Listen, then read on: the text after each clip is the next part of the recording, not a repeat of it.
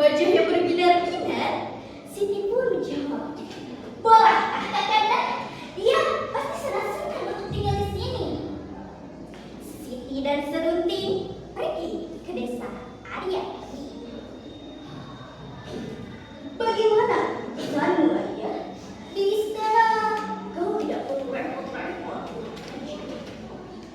Namun Arya lebih menolak dengan suatu alasan. "Maaf Kak, aku sangat menghargai tawaran kalian.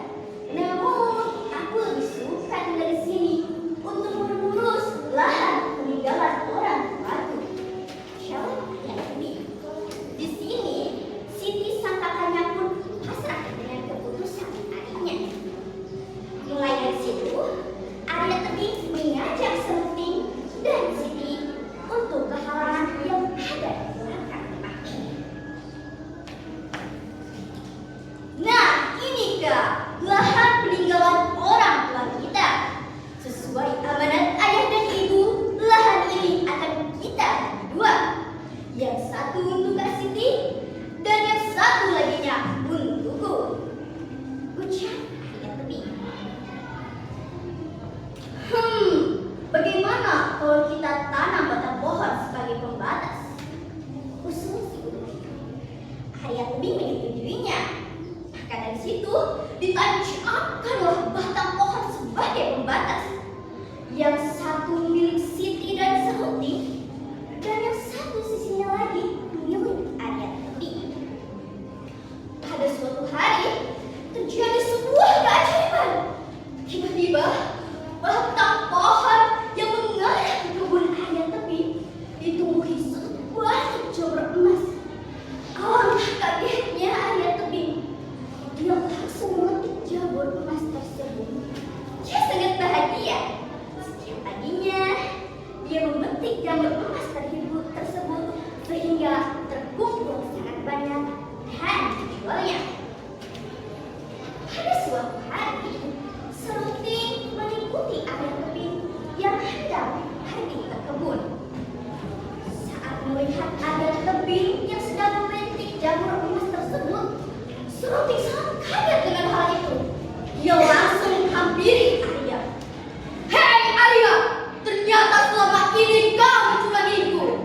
Kenapa kau mengubah batang pohon pembatas ini yang seharusnya jamur emas ini mengarah ke kebunku, malah mengarah ke kebunmu?" ucap Serunting yang terbelah dalam kemarahan. Arya menjawab dengan keheranan. "Itu tidak benar, Kakanda. Aku tidak pernah melakukannya. Jika Kakanda menginginkannya, aku bisa memberikannya." Serunting keras kepala. "Jika kau tidak mau memberikan semua jamur emas itu kepadaku, ayo bertahan." Di sini Arya Tebing kebingungan karena dia tahu bahwa sang kakak iparnya adalah orang yang sakti dan kuat.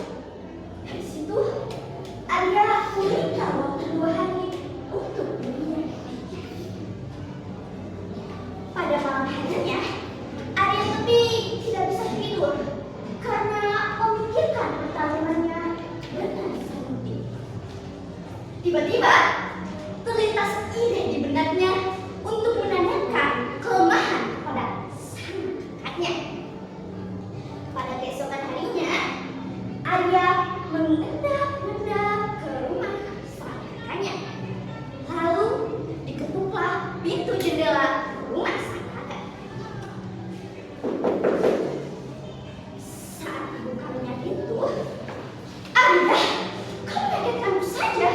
Mengapa engkau tidak masuk lewat pintu depan saja?" "Ini rahasia, Kak. Aku ingin menanyakan kelemahan sang kakak ipar pada kakak," jawab.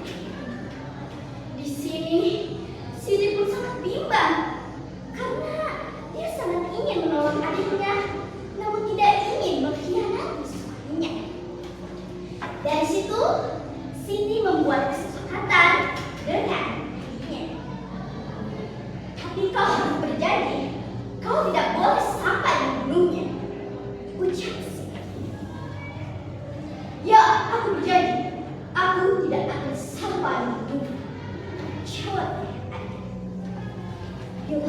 melintasi ilalang yang luas, Serunting berdiri dengan tegak dan percaya diri.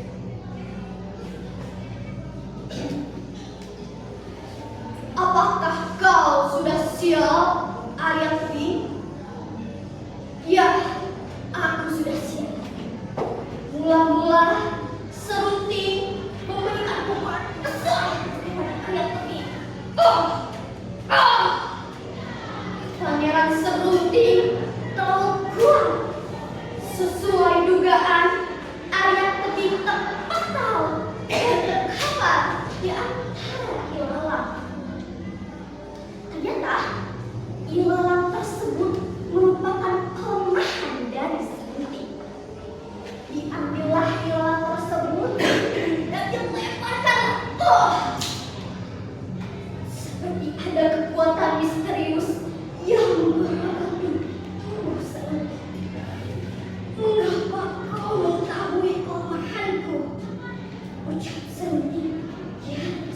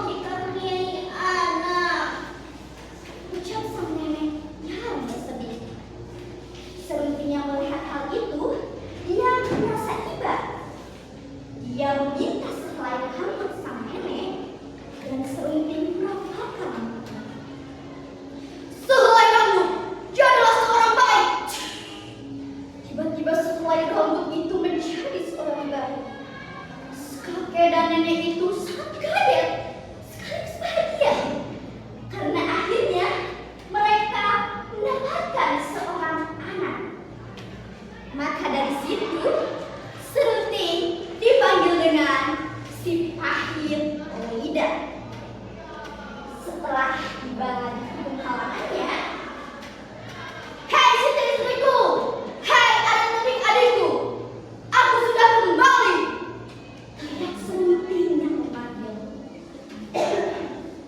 "Hah, itu Kakanda, dia sudah kembali!" jawab Siti yang sangat bahagia. "Ya, ini aku Serunting.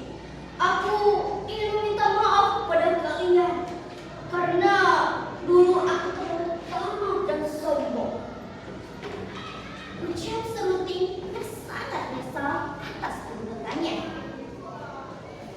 "Aku memaafkanmu, Kakanda. Dari dulu juga aku tidak pernah menaruh dendam kepada Kakanda," jawab Arya Tebing yang sudah memaafkan sang kakak-kakaknya. Walaupun Serunting telah diberi julukan dengan si pahit bunda, dia tidak pernah menaruh dendam kepada istrinya Siti ataupun adik iparnya Arya Tebing. Mereka hidup rukun, tidak ada lagi perselisihan di antara mereka. Tamat. Sekian dongeng dari saya.